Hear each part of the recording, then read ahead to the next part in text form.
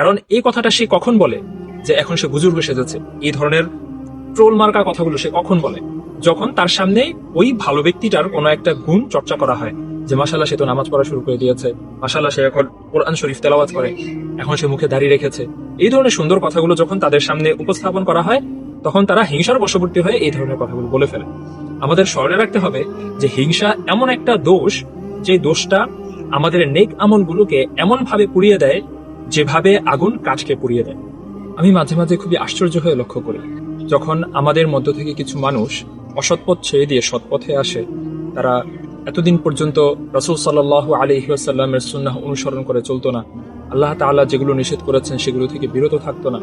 একটা পর্যায়ে এসে যখন তাদের মাঝে হেদায়েতের আলো জ্বলে ওঠে এবং তারা আল্লাহ এবং তার রাসূল সাল্লাল্লাহু আলাইহি ওয়াসাল্লাম যেই পথে চলতে বলেছেন সেই পথে চলতে শুরু করে, তখন আমাদের মধ্য থেকে কিছু মানুষ তাদেরকে এই কথা বলে ট্রল করতে থাকে যে দেখেছি এতদিন সে কি করত, এখন বুজুর্গ সেজেছে।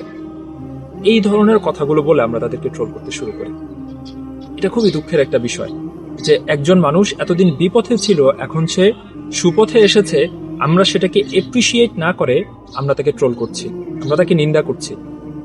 এগুলো যখন তার কানে যায় তখন কিন্তু সে অত্যন্ত ডিমোটিভেটেড হয়, যেই কাজটা করা আমাদের মোটেও উচিত না। হ্যাঁ, একজন মানুষ যখন অতীতে কোনো গুনাহ করে, গুনাহ করার পর যখন সে আল্লাহ তাআলার দরবারে খাস দিলে তওবা করে, তখন সে যেন এমন হয়ে যায় যেন সে কখনো কোনো ধরনের গুনাহই করেনি। আত্তাইবু কামান লা যামবা লাহ, একজন তওবাকারী ব্যক্তি সে যেন এমন, তার যেন কোনো ধরনের গুনাহই নেই। তো যখন সে তওবা করে ফিরে আসে, যদি আল্লাহ রাব্বুল আলামিন তাকে ক্ষমা করে দেন, তাহলে আমরা কে তাকে এই কথা বলে ক্রিটিসাইজ করার যে আমরা দেখেছি সে অতীতে কি করত? হ্যাঁ, অতীতে অনেক খারাপ কাজ সে করেছে, কিন্তু এখন তো সে অনুশোচনা করে ফিরে এসেছে, এখন তো আমাদের তার পাশে দাঁড়ানো উচিত। তাকে নিয়ে আমরা কেন ট্রল করব? আমরা যদি আমাদের মনীষীদের দিকে তাকাই, যে হযরত ওমর ইবনুল খাত্তাব রাদিয়াল্লাহু তাআলা আনহু, তিনি ইসলামে আসার আগে তিনি কি ছিলেন?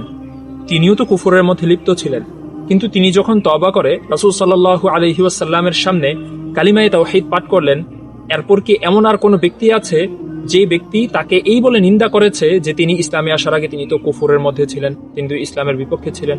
এই কথা তো কেউ বলেন না। কেন বলেন না? কারণ তিনি ইসলামের উপর আসার পর পিছনের যেই গুনাহগুলো তার ছিল, ওই সব গুনাহগুলো আল্লাহ সুবহানাহু ওয়া তাআলা শেষ করে দিয়েছেন, সেই সবগুলোকে ধূলিসাৎ করে দিয়েছেন।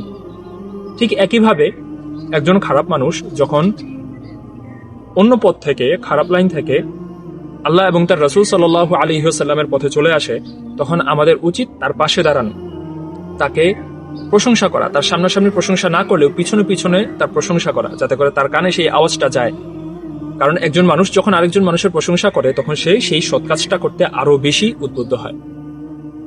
আর যারা এই কাজগুলো করে, যখন কাউকে সুপথে আসতে দেখে তারা যে ক্রিটিসাইজ করে, এটার পিছনে তাদের হিংসা, তাদের ভিতরে থাকা হিংসার আগুন অনেকটা দেয়।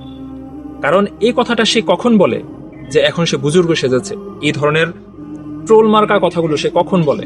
যখন তার সামনে ওই ভালো ব্যক্তিটার কোনো একটা গুণ চর্চা করা হয়, যে মাশাআল্লাহ সে তো নামাজ পড়া শুরু করে দিয়েছে, মাশাআল্লাহ সে এখন কোরআন শরীফ তেলাওয়াত করে, এখন সে মুখে দাড়ি রেখেছে, এই ধরনের সুন্দর কথাগুলো যখন তাদের সামনে উপস্থাপন করা হয়, তখন তারা হিংসার বশবর্তী হয়ে এই ধরনের কথাগুলো বলে ফেলে। আমাদের স্মরণে রাখতে হবে যে হিংসা এমন একটা দোষ, যে দোষটা আমাদের নেক আমলগুলোকে এমন ভাবে পুড়িয়ে দেয় যেভাবে আগুন কাঠকে পুড়িয়ে দেয়। এটাও হাদিসের ভাষ্য। এজন্য আমাদের উচিত এই ধরনের কথাবার্তা কখনো না বলা। আমার জীবনে গুনাহ আছে, আপনারা যারা আমার ভিডিও দেখছেন, আপনাদের জীবনেও অনেক ধরনের গুনাহ থাকতে পারে। আমরা কেউ গুনাহ থেকে পবিত্র নই। গুনাহ থেকে যদি কেউ পবিত্র থেকে থাকে, তাহলে তারা ছিলেন আম্বিয়ায়ে কেরাম আলাইহিমুস সালাম, তারা ছিলেন মাসুম। কিন্তু এছাড়া সাহাবায়ে কেরাম থেকে নিয়ে আমাদের পর্যন্ত আমাদের অনেক ধরনের গুনাহ হয়েছে এবং হয়ে যাচ্ছে। আমরা নিজেরাই যেখানে গুনাহ থেকে পবিত্র না, আমরা কেন আরেকজন মানুষের আরেকটা গুনাহ নিয়ে তাকে নিয়ে ট্রোল করব? আল্লাহ রাব্বুল আলামিন আমাদেরকে সহিহ বুঝ দান করুন এবং আমাদের প্রত্যেকে যারা সুপথে আসে তাদের পাশে দাঁড়াবার এবং তাদেরকে সাহস যোগাবার তৌফিক দান করুন। আমিন ইয়া রাব্বাল আলামিন।